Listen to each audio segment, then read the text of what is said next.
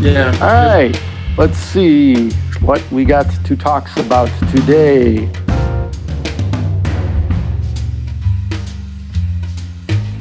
How much power do headphones need? We see a lot of people on the forums talk about how you want or need even a super duper high power amplifier to drive our headphones. And this is true for other planar magnetics and some other headphones as well. But the perception seems to be that you almost need 4, 6, 7, 8 watts to drive these headphones well. And there's some challenges with that. So it's kind of misleading to say that. It's not necessarily worse to have more power, but I think it really misleads people into thinking that the headphones need a huge amount of power. So if you look at something like a phone, a typical smartphone or like a dongle for an iPhone or something like that, those typically put out like 20 milliwatts, 40 milliwatts. So it's like 0.02, 0.04 watts. So it's a very low amount of power compared to what you see in a dedicated headphone amplifier. And you could get decent levels a lot of times out of those. It just doesn't sound that great. And for some demanding headphones, it's certainly on the quiet side. But you don't need to go from 20 milliwatts to 6,000 milliwatts or 10,000 milliwatts in most cases to get the actual performance you're looking for. There's other factors. Not with a headphone that's that sensitive. If it works on 10 or 20 milliwatts, you certainly don't need thousands. Mm-hmm. Now ours is the opposite of that. Yeah, there's a lot of factors at play aside from that. Yeah, it's not necessarily just the actual power output, but it's the headphone sensitivity. And to some extent, it depends on the type of the headphone, how the driver works. Because the higher power amplifiers tend to mean lower output resistance. Not always, but that tends to be a correlation. And lower output resistance basically gives the amplifier better control over the driver. So you almost always see benefits from lower output resistance on an amplifier, which tends to mean that higher power amplifiers are almost always better. But it depends on what you're doing. There's always a limit, right? You hit a point where it doesn't matter. We should probably explain why the lower output impedance on an amplifier, particularly with our planar drivers and probably some larger dynamic drivers, they offer more control over the driver. You can feel it and you can hear it in the bass. If you put it's kind of like with speakers, it's the same deal. You put a low power tube amp on a speaker and it can't damp the bass drivers very well. They're out of control. They don't move exactly as the music is pushing them toward. There's always a driver has mass. It always has a little bit of overhang, and the lower power, the higher power amplifiers just tend to control that better, keep the bass tauter. And I think that's some of the things that people hear when they're going to bigger amps, particularly with the way our headphones produce bass. It's pretty damn obvious. If something's slowing it down, it's just as obvious as something is, speeding it up, so to speak, or driving it well, tightening its grip on the driver. You can hear the change in damping. So. Yeah. So I guess one thing to note there is the driver actually makes voltage, makes power when it's moving through the magnetic field. And so if you're putting an input waveform and the driver is moving perfectly to that, there's going to be no excess voltage generated. The amplifier doesn't need to do anything. But it turns out that's not reality. Everything has some non-zero mass.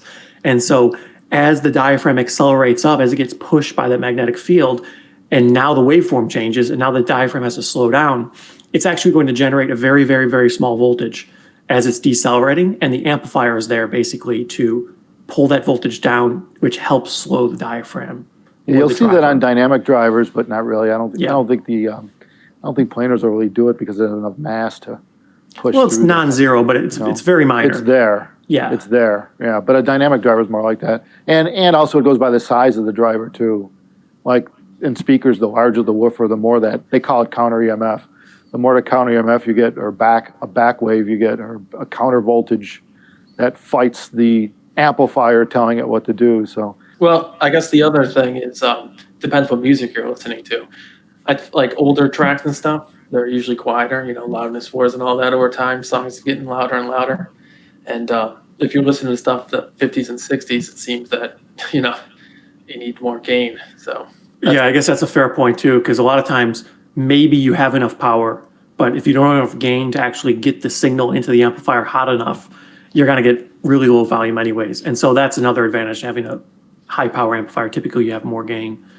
So you can usually get away with a lot. Like if you're listening to classical or something, you need all the dynamics you can get. So Yeah. power, that solves it. Yeah. Yeah. And the other thing to consider too is even things like you got some cable resistance in the headphone cables, which is sopping up some of the juice. I mean, I'll bet some of these headphone cables are about an ohm or two. I mean, we try to minimize that with the size of the conductor, but I'll bet you've got, that's a lot. It's a lot. It'd be more on a lower impedance headphone, right? I mean, it's a percentage game.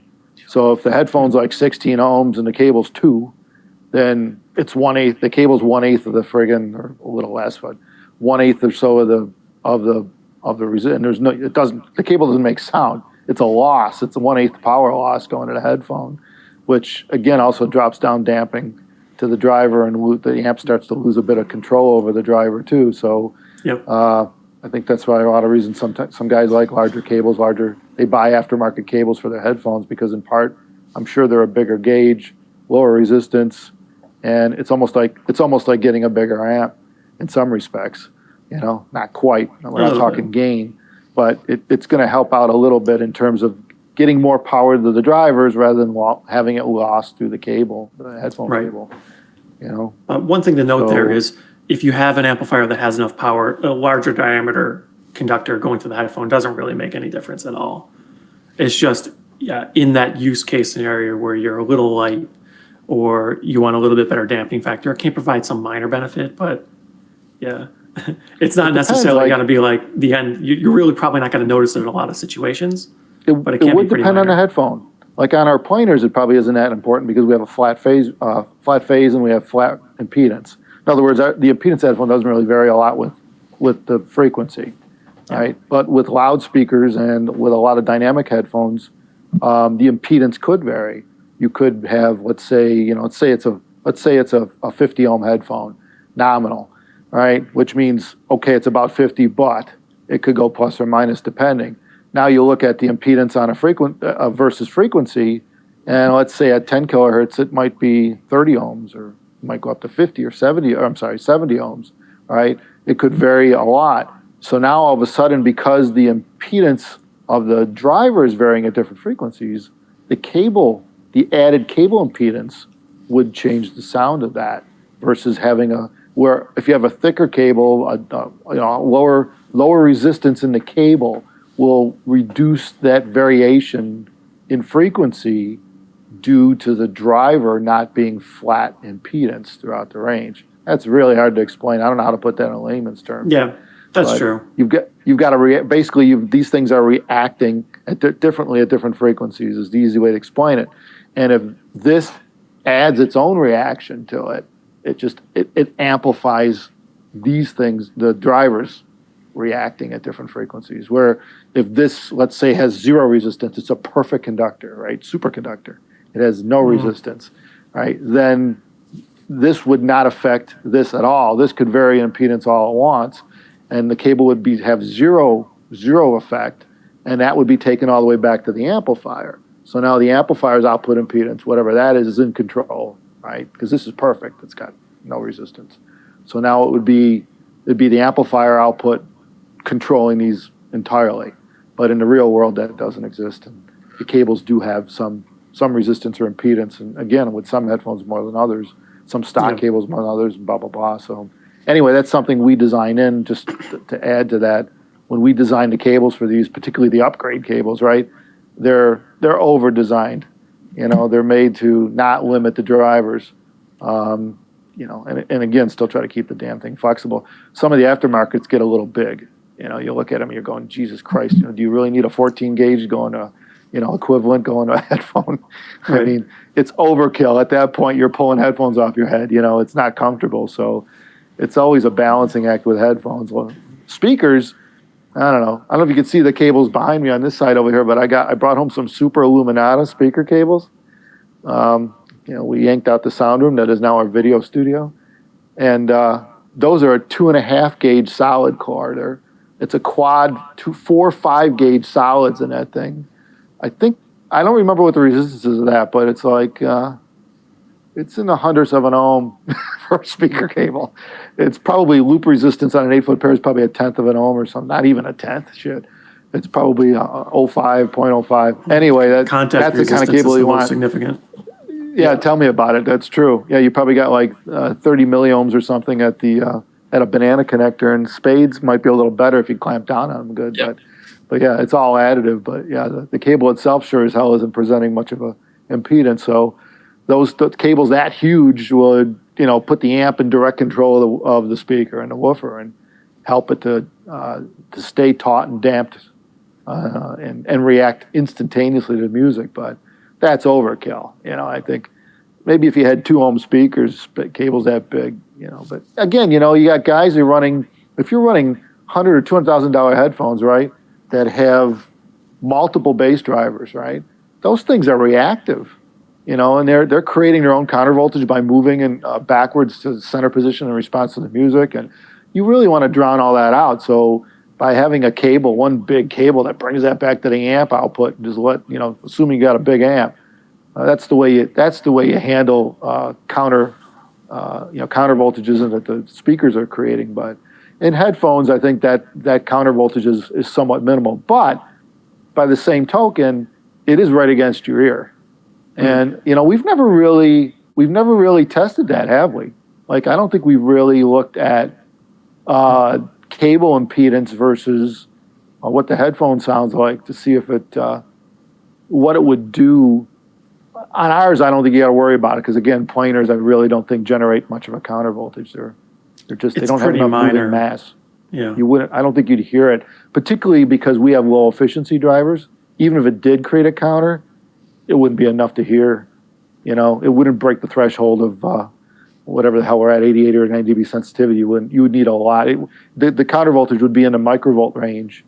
You wouldn't hear it on these, but on some real sensitive headphones, you might. But anyway, I think we've gone way off topic. we should probably get back to the topic at hand. So, how much power do you need?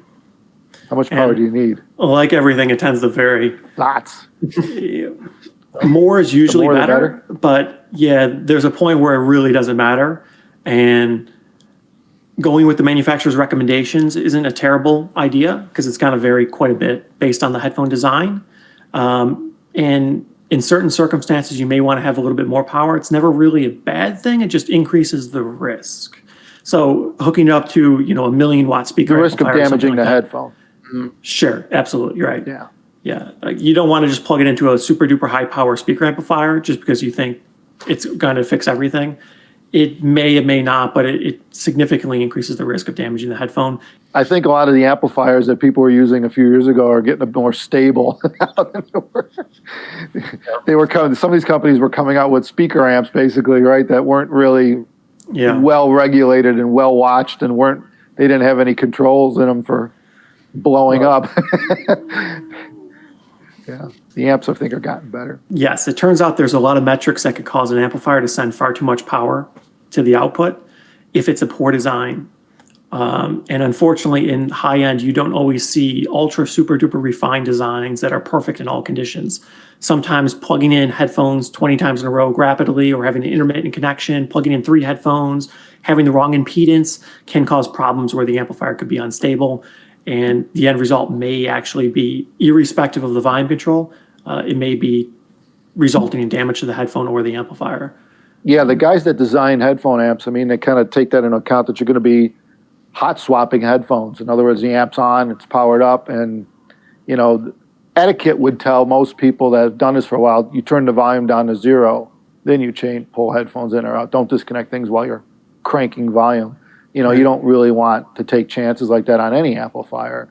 In the 2-channel world, you wouldn't dare disconnect the speakers without shutting the amp off. I mean, it's just a bad idea. And that's one, because again, like Eric was saying, you've got instability.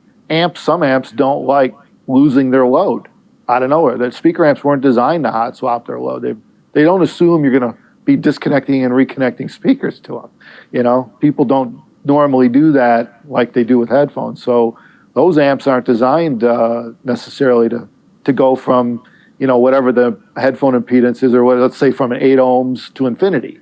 And that's the difference between having a speaker hooked up and not.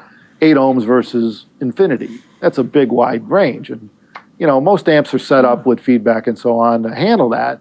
But, some of them don't handle it so well. And the reason is because feedback is considered to be somewhat of a negative in sound quality.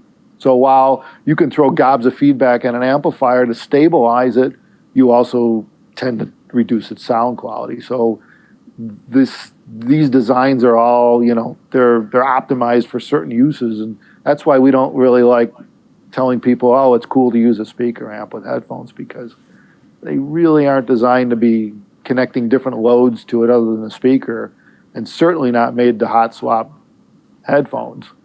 And so you got to understand all these intricacies, otherwise you take the risk of damaging the amp and or the headphones, Yep. Which we've seen a number of times. It doesn't happen too often because our headphones can handle a lot of power, but Jason, what does it look like when they get too much power? Well, a lot of power vaporizes the trace. Yeah. But it could open like a fuse, you mean? that's instant. Yeah. That's like instantaneous. A lot of power. That would take a lot. That's a lot. That's or like, the other way is sustained dozens of watts, and then you can melt it. Yeah, sustained power. Yeah, like a lot. Like it takes about 20 watts. Oh, that would do it. Actually, that would do it pretty quick. It's about a minute. You got to watch test tones too. Like music isn't sinusoidal. It's not a sine wave. And it's the same with testing speakers. You got to be really careful. You're going to run test tones to any speaker, because what you think is relatively quiet, it can get really loud really quickly to the speaker, and just it's too late. Particularly like two-ways like this. The tweeters are only good for, I think, maybe 10 watts tops, and that's only for a short duration, because they never see 10 watts of high frequency energy. In music, the high frequency energy is way lower level than the bass. So it might be calling for 100 watts or 50 or 100 watts for produced bottom end, but it's only a few watts of top. So the tweeters, you run a sine wave in there, right, which is just basically full signal. It's not music. It doesn't have any balance relative to bass. It's, if you tell it, you turn the volume up and the bass sounds great as the sine wave sweeps up, right? You reach a point where all of a sudden you're throwing 100 watts at a tweeter, and it just vaporizes instantly. It's just like a fuse. It just pops. All of a sudden you have no tweeter. Well, so another thing that people running speaker amps and then running their DAC and using the volume control on their DAC to control it. Oof, that's not having a volume knob to quickly turn down or anything. Yeah. Remotes are scary. Preamp, Yeah. Of course, who wants to use a preamp? Because now you're adding the sound of the preamp to the chain, which in the 2-channel world, that tends to be a good thing, but in headphones, you hear it. The preamp tends to stick out. Adding more components just adds more coloration, really. It's just that much more finicky. So, but what do you do in that sense? It's get an amp that's made for this, and that's your best bet, But yeah, I mean, I see guys talking, and they're like they said, they're successful in using the speaker amps. They aren't having a problem, all right? But that's probably because they understand the rules. Mm-hmm. They've blown things up before, and now they know. Oh, okay, I mean, and that's the problem. Like, you don't really know what the limits are until you hit them. Right? It's kind of like driving a really fast car in the rain, right? You don't really know where the rear end's going to slip out until you do it. And I suggest you do that in a safe environment so that you learn how it does that. Like, anytime you get a really good car like that you're going to go nuts on, you should practice screwing it up before you take it in a forest somewhere, right, or on a track, because you need to understand its limitations. And it's hard. I understand why some people wind up popping drivers on headphones or speakers, because you don't really know what the limits are. And you can get, these things will play so clean. We could do 130 dB, no issue, which is deafening. And they'll play clean like that. And you can get a track on there with some deep bass, right, that sounds great. And it just makes you want to turn it up, right? And then you don't realize how turned up you are. And then, over the long, it can either do short-term damage, if it's minutes and minutes of that really high volume, or it could actually just totally trash the driver and go silent. So it's possible. So yeah, usually you won't see that with most headphone amps in the world, but with speaker amps, like, you're talking, you start going over 100 watts in speaker amps, usually divide by, 5 or 6 we use as a denominator. It's like 8 ohms versus 50, right? 8 times 6, so 6. So if you divide by 6 for a speaker amp and 8, that would give you the power into our headphones in, like, say, 50 ohms. Well, that went a little longer than I was thinking it would have, but Yeah, me too. that tends to happen. Well, if you liked this video, subscribe to our channel. Leave a comment if you want to ask a question that we might answer in a future video. And thanks for watching.